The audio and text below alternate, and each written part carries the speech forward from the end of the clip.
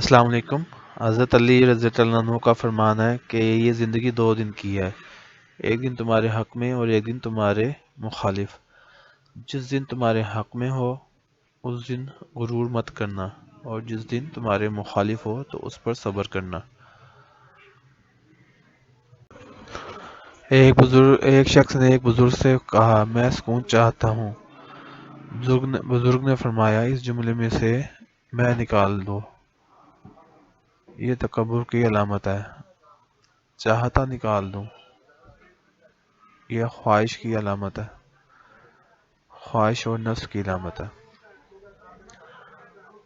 جب یہ دونوں چیزیں نکل جائیں گی تو آپ کے پاس سکون ہی رہ جائے گا۔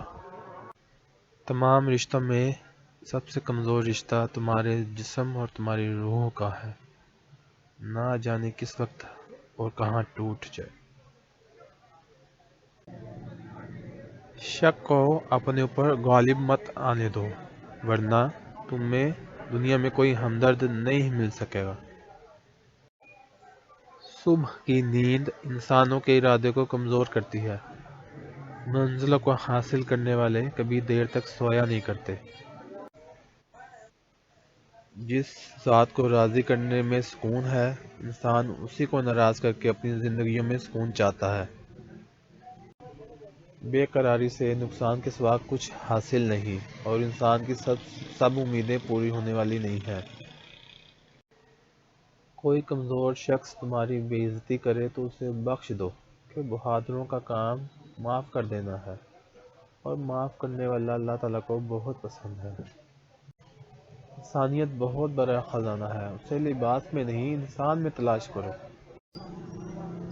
3 رشتے بے نقاب ہو جاتے ہیں، بڑھاپے میں اولاد، مصیبت میں دوست، اور غربت میں بیوی۔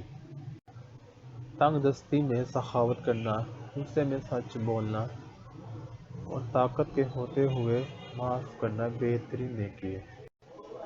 سورج کی کرنیں زمین پر پڑنے سے پہلے اٹھ جایا کرو، کیونکہ اس وقت رزق تقسیم کیا جاتا ہے۔ اس دنیا میں تم بھی مہمان ہو اور تمہاری آرزوئیں بھی۔ قربان جاؤں اس خدا پر جو انسان کو دکھ دیتا ہے اس کی برداشت کے مطابق، اور خوشی جب دیتا ہے اس کے اوقات سے بڑھ کر۔ اللہ پرانی دوستی کے جاری رکھنے کو پسند کرتا ہے۔ ہر بات پر ہاں میں ہاں ملانا منافقوں کی عادت ہے۔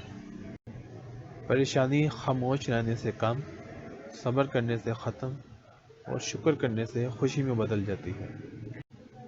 وہ شخص کیسے ضائع ہو سکتا ہے جس کا ضامن خدا ہے۔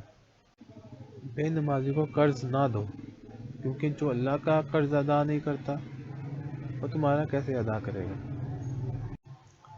تمہاری زندگی کا ہر دن تمہاری موت کی طرف بڑھتا ہوا ایک قدم ہے۔ اگر کوئی سائل تمہارے دروازے پر آئے تو اسے خالی مت لوٹاؤ، کیونکہ یہ اللہ کا تم پر کرم ہے کہ وہ اپنی مخلوق کو تمہارے دروازے پر بھیج دیتا ہے۔